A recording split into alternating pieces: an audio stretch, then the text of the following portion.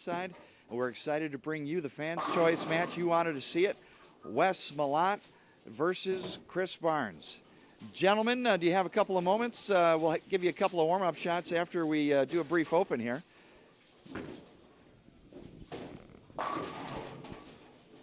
Wes right here, Chris right here.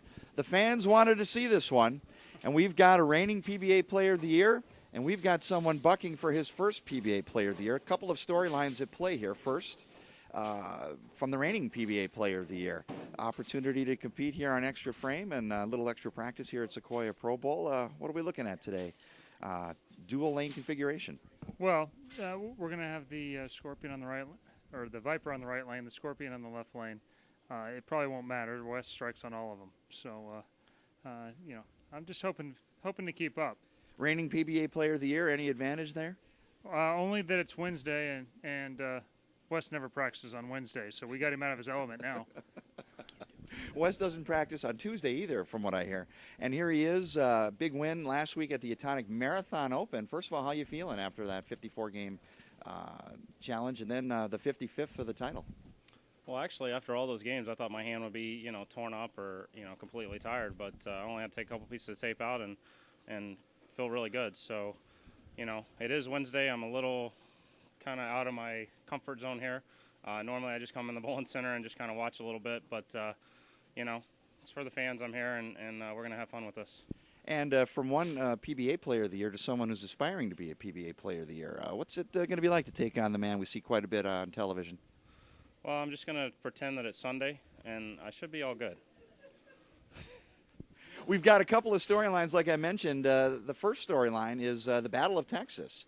We've got Argyle and now of Pflugerville, Texas. We've got Flower Mound and now Double Oak, Texas. Battle of Texas reigning here. Well, everything's big in Texas, but some things are bigger. Anything from, I know he's not a native Texan. I know that some of the folks in Texas have concerns about native Texans. Well, yeah. I mean, I just want to go back to what I just said about Chris, having fun with Sunday. I mean, obviously I wouldn't say that if he wasn't a good friend. So we're out here to have a good time and just, see what happens. It's going to be fun. One more interesting piece of information is these two gentlemen have had opportunity to bowl twice on television. Oh, that worked out. And I believe Mr. Malott has thrown a 269 and a 268 at Mr. Barnes. Wow, I didn't even know that. That's 2 times on television bettered Chris with a 268.5 average.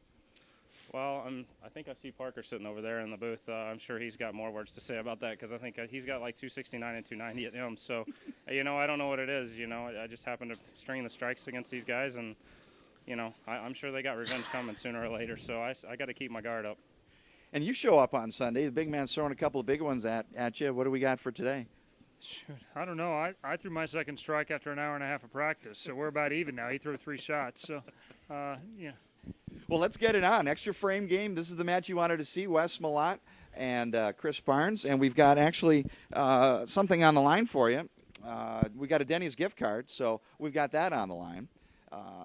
And pride. It's for food, so he's going to be more nervous than I am. And we will do the all-important coin flip. I will defer to the reigning PBA Player of the Year to call it in the air for choice of starting lane. All right. Chris? It's Spinning. Tails never fails. Wes, you have choice of starting lane. Well, I mean, I'll start on the right lane here, but I know this is PBA competition, but we're having fun. Are we allowed to have any kind of wager or anything? I believe that might be in order. We're on the webcast. I think restrictions are down as far as normal television. Do we have a manly bet going between the two of you? It's up to him. I mean, he doesn't. He's got a pretty tight hold on them pockets. We need to. I'm sure some of the guys out there wouldn't mind if I get him. Do we need to call Linda on the cell phone, or is this something you can authorize right here and now? I haven't went on TV any more this year than Wilbon, so I'm going to need my 59 pence. So. Then it is. Pride on the line and the Pride of Texas, and a gift card at Denny's, one of the great sponsors here on the Lumber Liquidators PBA Tour. Gentlemen, we'll give you a couple of extra shots to warm up. We appreciate you being here today, and have at it. Extra frame game. We now throw it to Jeff Mark and Parker Bone III in the extra frame booth. Gentlemen. All right, fans, we are here. I'm joined with Parker Bone. Mike J. Laneside will be up in the booth in a second. This is extra frame game. Get the camera right. There we go. Chris Barnes against Wes Malott. We are at Sequoia Pro Bowl in Columbus, Ohio. How you doing, Parker? Doing fine, Jeff. Everything's going well. Obviously, we're getting set here for two of the premier players out here on the PBA Tour. Like Mike said, we have a reigning PBA Player of the Year, and no question about it, the front runner for current year Player of the Year, Wes Malott. And, you know, they both made the show last week on the Atonic Ultimate Pattern Championship, bowling on all of the patterns out on the PBA Tour, or most of them, as we should say. And obviously, you know, Wes struck a lot more than everybody else as tournament leader. That's probably why his hand was not nearly as swollen as everyone else. But make a long story short, you have two really superstars out on tour, obviously for the last couple of years and for years to come, and they're definitely gonna get it on here for 10 frames. So the fans should have a great match, that's for sure. We're sure you see you guys a lot on TV lately. No doubt what Wes has done this season has just been phenomenal. 3 titles, just been on a roll. Just seems like you can't do anything wrong on TV. You know. That he definitely can. He had 290 against me earlier this year on TV. So how'd that feel, by the way? Yeah, I was a spectator after about 7 frames of that match. How you doing there, Mike J? Hey, I'm back in the booth, and we're excited to have you with us here on Extra Frame. If you have a question for Parker or anything that you'd like to address during today's match, we invite you to go to the website, pba.com/mailbag, and there you'll be directed to a form to send a question to us right here in the Extra Frame booth at Sequoia Pro Bowl. We're so happy you joined us this afternoon. You know, the great thing for our fans to watch right now is you're watching both of the players get up there and bowl on the patterns that we're currently going to bowl on this week. And this is another unique week, like a couple that we've had in the past, that we have 2 different patterns that we're bowling on this week.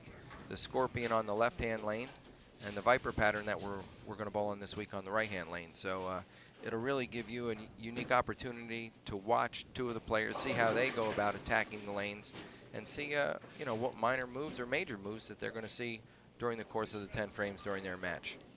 Let's have a little preview of what's going to be coming this week in the action that's going to go on. Definitely demanding condition bowling as he throws it lefty. Yeah, yeah. Figured he better get a little practice at that. He might leave 1 or 2 this week. Didn't Chris throw at the 2-8-10 lefty for the last shot last week in Indy? Yeah, he sure did. You know, it was unfortunately for him at that point, it was an irrelevant shot, but he decided to have a little fun with it. And you're going to find out that most of the players do have a little fun with it, especially when they realize that they're out of the match. Tournament Director Corey Kishner has put an end to the practice. We'll put the machines in scoring mode. I believe Wes has elected to let Chris start. It doesn't surprise me that Wes won the coin toss because he's winning about everything that he shows up for this year. Man, when you're on a roll, you're on a roll. I'll tell you what, I want to talk to him about getting some winning lottery numbers. What are you seeing in Wes's game, Parker, that's allowed him to maintain the Mr. Versatility title? You know, believe it or not, the first time I met Wes was about 7 or 8 years ago at an exhibition down in Texas, and I looked at him and said, "What are you doing home? How come you're not out on tour?" And he could hook it a lot then, but the one thing that has really elevated his game is the versatility he's maintained and acquired by going more up the lane when he needs to. He still has the power to go around it, as we watch Chris get up there and throw it high flush on that left lane. But he's got the power to go around it with anybody. But the fact that now he can get the ball to go up the lane and still do the right thing without getting out of control really shows the versatility that Wes Malott has gained. 7-pin for Wes. That could be his first bad break on TV this year. And in speaking of Wes's game,